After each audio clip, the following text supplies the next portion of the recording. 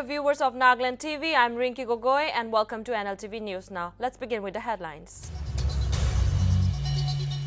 The 11th session of the 13th Nagaland Legislative Assembly to take place on March 19. Official session summoned by Governor of Nagaland, Professor Jagdish Mukhi, to begin from 9:30 a.m. at the Assembly Hall, Kohima on Saturday.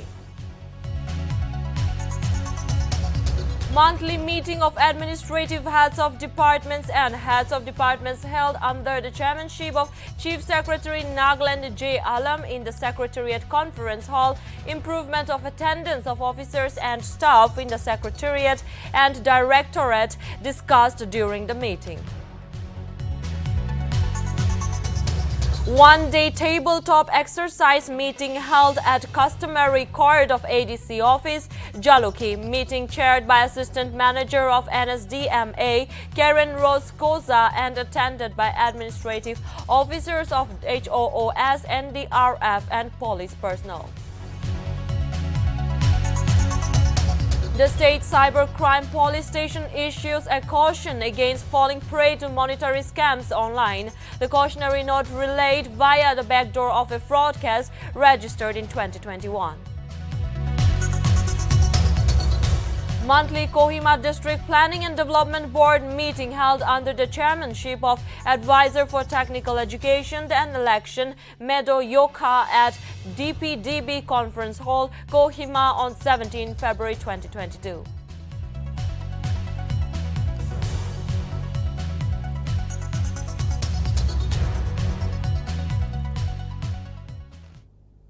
Let's see more of the news in details. The 11th session of the 13th Nagaland Legislative Assembly will take place on March 19. Governor of Nagaland, Professor Jagdish Mukhi, on Thursday summoned the 11th session of the 13th Nagaland Legislative Assembly, which will begin from 9:30 a.m. at the Assembly Hall in Kohima. In fact, most of the Northeast states are only in favor of an indigenous persons and none else. Sixth, Southeast Asian countries under the government of India. The Kohima bench of Guwahati High Court has directed the State's Department of Health and Family Welfare to submit the latest status report of the Nagaland Medical College in Kohima project on February 22. The notice came with timelines for completion of different items of the Nagaland Medical College in Kohima submitted earlier by state government. Meanwhile, Justice Songpuk Chong Serto and Justice Devashish Borwa of GHC Kohima bench issued the direction on February 15 while hearing a batch of public interest litigation pertaining to the NMC project as well as infrastructures, workforce and other amenities in the district hospitals and healthcare centers, and other health-related issues were also tabled. In its February 15 order, the bench observed that an affidavit filed by the Principal Director DOHFW on March 18, 2021, a status report on the NMC as on March 14, 2021, was annexed, including timelines for completion of different items of the project.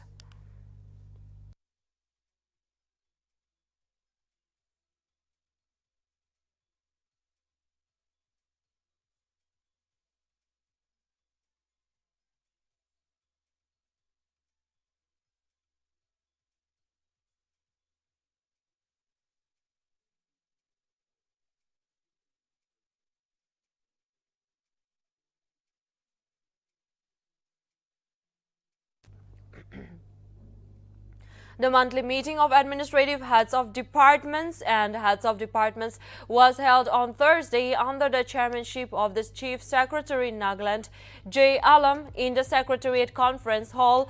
During the meeting, improvement of attendance and of officers and staff in the Secretariat and Directorate was discussed.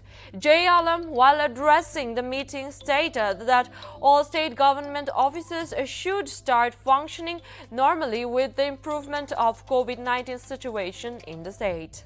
He further stated that the government spends huge amount of money on salaries, and if government employees don't attend their office, their pay should be withheld. Notably, the House opined that there should be a strict monitoring of attendance and office timings and agreed on implementing no work, no pay with immediate effect. The Chief Secretary also requested the AHODs and HODs to give special attention to the pending court cases pertaining to the state government. He stated that the proper para-wise comments should be prepared and the government lawyers should also be briefed properly on that the state government is in a better position to defend the cases.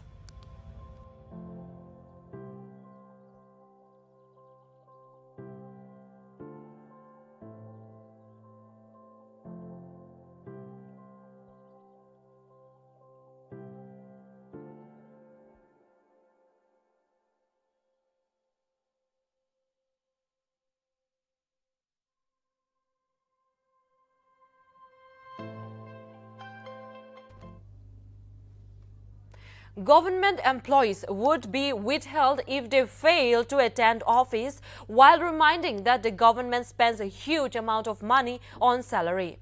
During the monthly meeting of the administrative heads of departments, AHODs and head of departments, held under the chairmanship of the Chief Secretary, the House agreed to implement no work, no pay with immediate effect.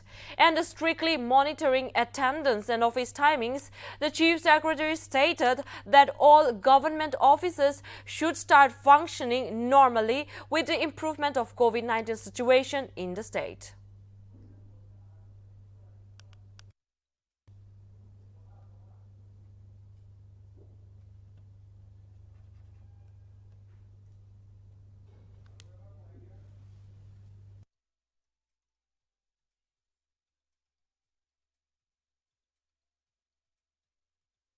Government employees would be withheld if they fail to attend office, while reminding that the government spends a huge amount of money on salary.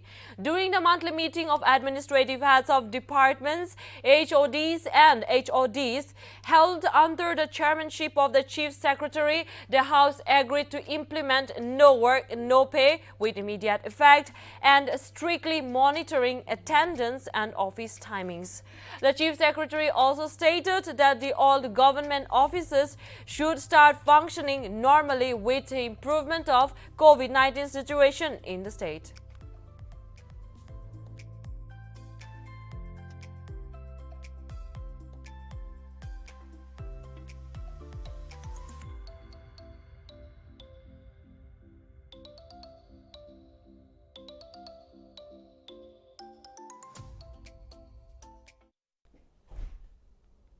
The monthly Kohima District Planning and Development Board meeting was held under the chairmanship of the Advisor for Technical Education and Election, Medo Yoka, at DPDB Conference Hall, Kohima on 17 February 2022. The meeting, chaired by DPO and Member Secretary DPDB, Pudusu Luho, reviewed the last meeting minutes. On the agenda of the proposal for reconsideration of shifting Sumo parking site to the KMC parking site submitted by various institutes as Jotsuma, the House deliberated on the issues and decided to take up the matter after necessary consultation with the concerned authorities. Meanwhile, Advisor for Urban Development and Municipal Affairs Dr. Nikisalia Nikekire also suggested that the concerned area administrative officers and the verifying committee share their opinions on the matters in the DPDB meeting so as to bring up a strong society in the district. Moreover, other members also shared their opinions and suggestions on the issues for the betterment and the benefit of the people of Kohima.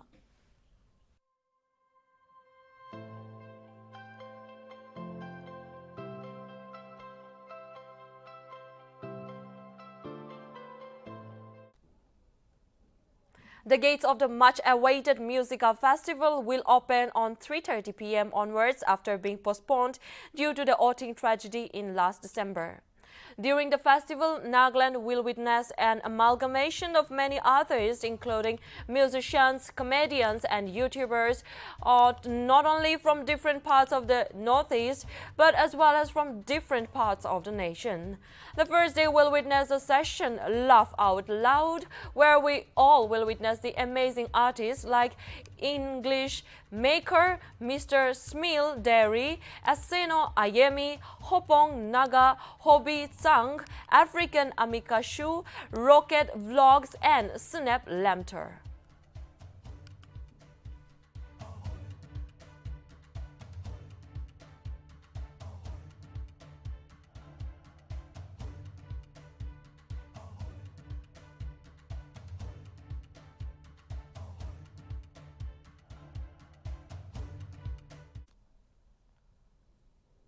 The state cyber crime police station has issued a cautioning against falling prey to monetary scams online. The cautionary note was relayed via the DIPR, which came in the backdrop of a fraud case registered in 2021. The case was related to a so-called HPZ tokens, a website that has allegedly duped crores from thousands of people across the country. Notably, the modus operandi of the scammers is to first lure the victims to invest in the company on the pretext of doubling their investment by an app called HPZ token. Initially, some of the investors received returns on their investments, following which they were then asked to introduce more investors as downline, and then in return the investors were given commission for a percentage of the investment made by each new investor.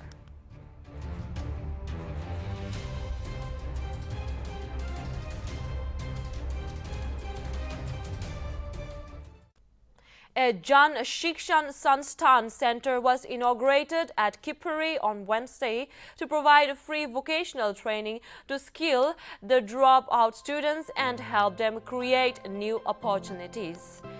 Minister for Soil and Water Conservation and Geology and Mining V. Kashiho Sangtam, while inaugurating the center, said that through the JSS program, the dropout students can avail free vocational training. He urged the trainees not to only acquire the diploma certificate, but to gain knowledge so as to set up one's own business for self-employment. He further encouraged the dropout students to spread information about the program in the rural areas. Notably, the JSS will be opened at Pungoro and Siochung very soon, and also in the rural areas.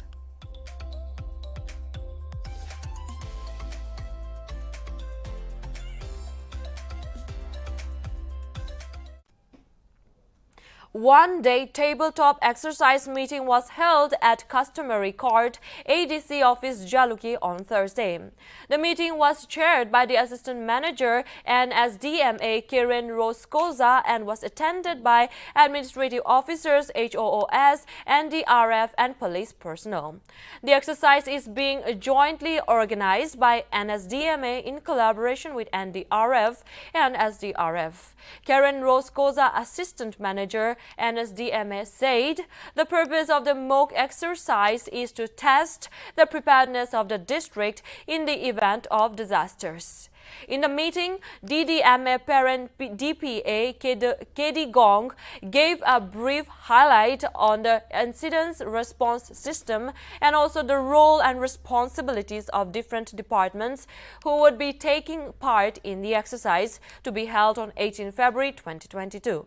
He informed that the members that are staging the area will be set up at Government Higher Secondary School ground Jaluki and at 11 a.m. A siren will be sounded by fire and emergency services, after which briefing will be held at Customary Court, ADC Office Jaluki. ADC Office Jaluki Dr. Tino Jongshi Chang NCS called upon the officers involved in the exercise to give their their best for the successful conduct of the exercise.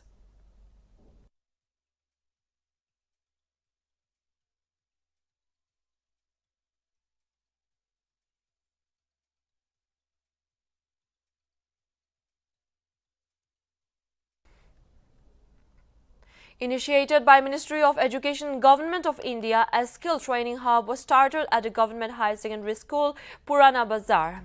The skill training hub was started for 15 to 29 years old youth, school dropouts and out-of-school students to give them short-term trainings.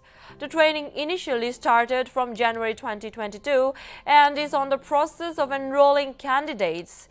Principal of Government Higher Secondary School, Purana Bazar stated that the trainees have to attend the training after school hours using school resources. The training is based on tourism and hospitality field. The principal further stated that this training is a pilot project and if it's successful, they plan to carry forward in the future as well.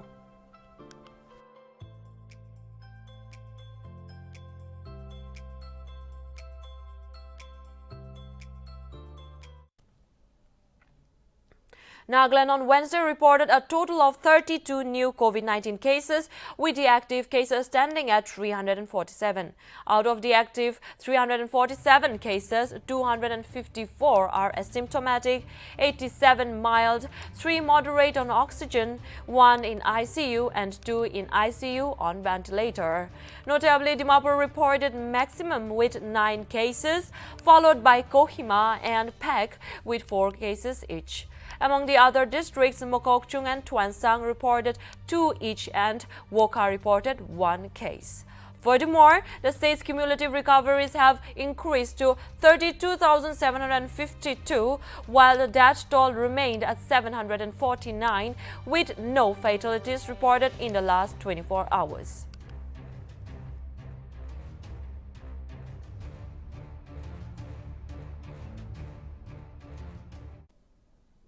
A 48-year-old man from Mizoram has created a record by becoming the first among the Mizos to paddle over 1,500 kilometers in a single cycle expedition to reach Kolkata from Mizoram's capital Aizawl.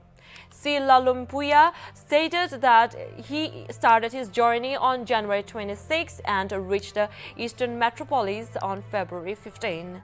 The record came barely a year after 55-year-old man from Kolkata, Parimal Kanji, toured the periphery of India on a bicycle and recovered over 15,000 kilometers.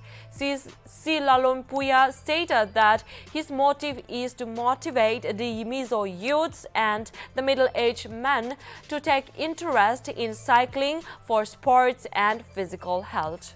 Sports Minister for Mizoram, Robert Romawia Roite, has hailed the cyclists as pride of the Mizos and the nation. He also thanked God for the achievement and said history has been made for the Mizos.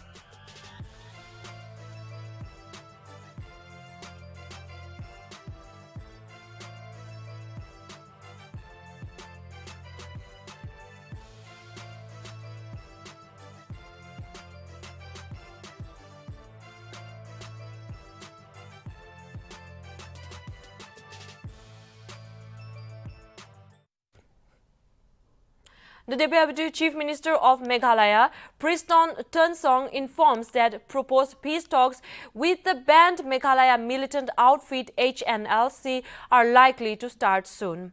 Tunsong said that the peace process with the Inuit Tribe National Liberation Council will start as soon as an interlocutor is appointed.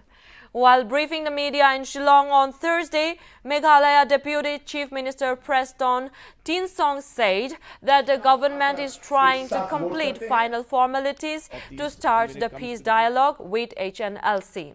Notably, Meghalaya Chief Minister Conrad Sangma on Wednesday met Union Home Secretary Ajay Bhalla in New Delhi and discussed in length the proposed peace talks with HNLC.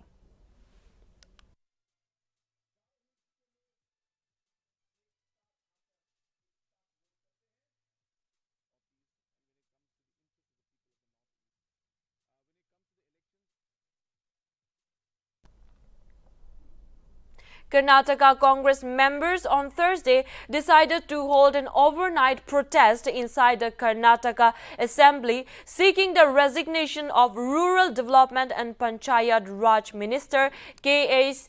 Ishwarappa for his remarks on the national flag. Last week, Ishwarappa stated that in the future, the saffron flag could become the national flag of India and the same will be unfurled at the Red Fort. Referring to the House commenced proceedings in the morning, opposition leader Siddaramaiah stated that Congress has decided to hold day and night protests to take the issue to a logical end. He stated that hidden agenda of the RSS has been conveyed through Ishwarappa and that the national flag is a symbol of independence, freedom. Speaking on the issue, Siddaramaiah stated that they are firm in their demand that Ishwarappa should tender an unconditional apology and must resign. Reacting to the Congress protest, Ishwarappa said there is no question of him resigning and for any reason, and he is a patriot who had gone to jail during the emergency. He also demanded that the state Congress chief D.K. Shivakumar should resign, accusing him and his party of misusing the national flag for protests.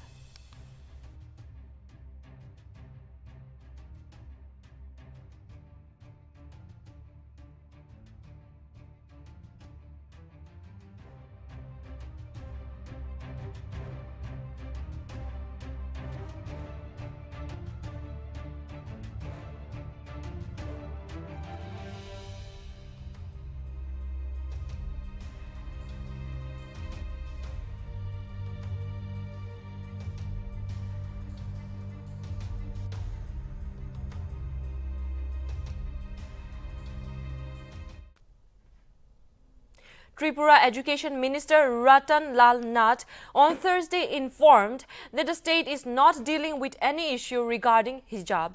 He stated that if any irregularities arises when the Tripura government will take steps after a detailed discussion with the stakeholders. Tripura Education Minister Ratan Lal Nath on Thursday stated that there is no need to take any problems that is affecting the people outside Tripura into consideration, but if demands arise, he will look into the matter. And Lal Nath also stated that the state's sole priority is to promote quality education in each and every sector.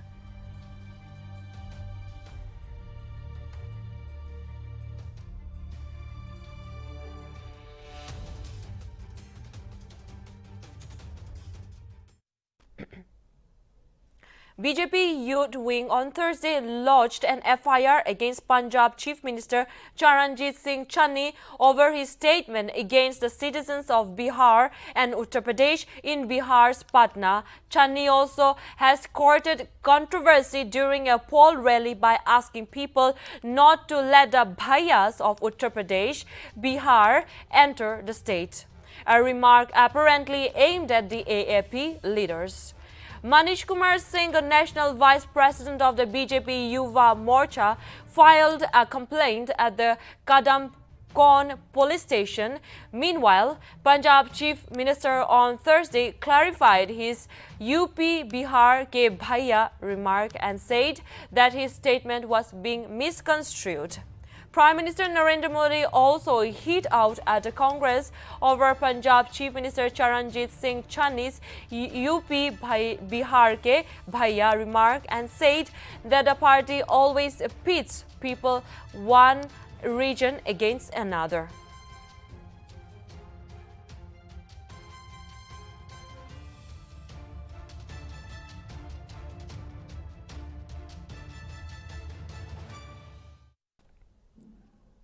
India on Friday reported 25,920 fresh COVID-19 cases, while the active cases stood at 2,92,092, according to Health Ministry's data. Furthermore, a total of 66,254 patients recovered in the last 24 hours, taking the cumulative recoveries to 4,19,77,238. As per the Health Ministry's data, the national COVID-19 recovery rate now stands at 98.12%.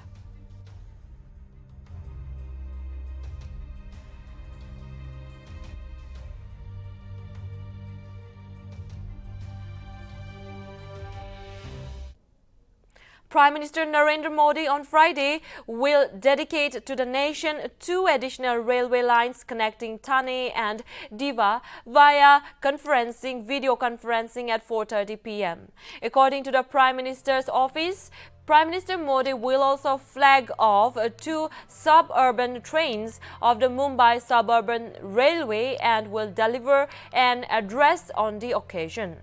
The 2 additional railway lines connecting Thane and Diva have been built at the approximate cost of rupees 620 crores and feature 1.4 kilometers long railway flyover and 3 major bridges, 21 minor bridges. With these 2 new lines, the railway will be able to significantly remove the interference of long-distance trains traffic with suburban trains traffic in Mumbai. These lines will also enable the introduction of 36 new suburban trains in the city.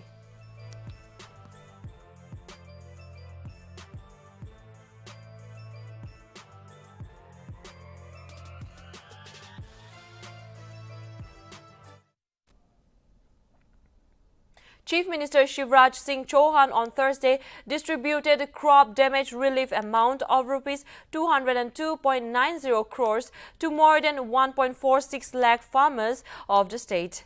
Addressing the people of the state virtually, the Chief Minister stated that to ensure that food is available to all, the government is giving 10 kilograms of food grains to the poor at rupees 1 per kilogram, and that food is available only due to the hard work of the farmers. The Chief Minister mentioned that the state government stands with the farmers in the state. He also stated that the government has worked out to put more than rupees 1.75 lakh crores in the accounts of farmers and assured that the state government will stand with the farmers.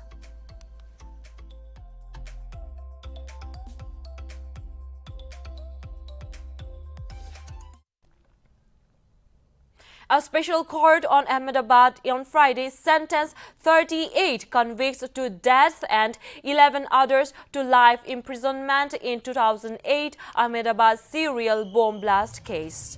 Notably, as many as 56 people were killed and 246 others were severely injured. That took place after 20 explosions rocked through the city on July 26, 2008. It may be mentioned that the special judge A.R. Patel awarded the death penalty to 38 people for 3 offences under the Section 302 of the Indian Penal Code and Sections 10 and 16 of the Unlawful Activities Prevention Act. The rest 11 convicts got life imprisonment on similar charges. Notably, the prosecution has sought the death penalty for all 49 convicts, while the defense lawyers requested the court to show leniency to the convicts by considering their social and economic conditions. It took 24 minutes and 22 seconds for the court to read out the quantum of punishment to 49 convicts who are lodged in 6 different prisons in Ahmedabad, Jaipur, Gaya, Taloja, Bengaluru and Bhopal. Total 38 accused जो है उसको honourable court ने मृत्युदंड की सज़ा की है और 11 एक्यूज जो है उनको लाइफ टाइम की सज़ा की है और टोटल 2,85,000 का फाइन किया है टू ऑल द एक्यूज और एक्यूज नंबर 7 जो है उसको 2,88,000 का फाइन किया है। 1 लाख का कॉम्पेंसेशन जो भी गुजर गए हैं उनके वारसदारों को देने का ऑर्डर किया है। 50,000 रुपीज़ जिसको गंभीर इंजर्ड जो भी हुए थे उनको देने का ऑर्डर किया है, और 25,000 रुपीज़ जो भी है वो जिसको सिंपल इंजरी हुई थी उसको देने का compensation. Thank you, viewers of Nagaland TV. That's all from Nltv News Now. For more updates, keep watching Nltv. Sab mano lagawas.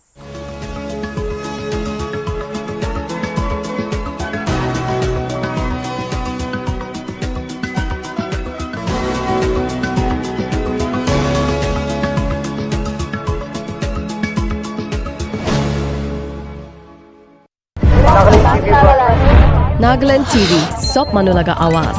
Watch us live on Geo TV and on your television sets as well. For Dimapur viewers, we are on channel number 10 in Global Chapter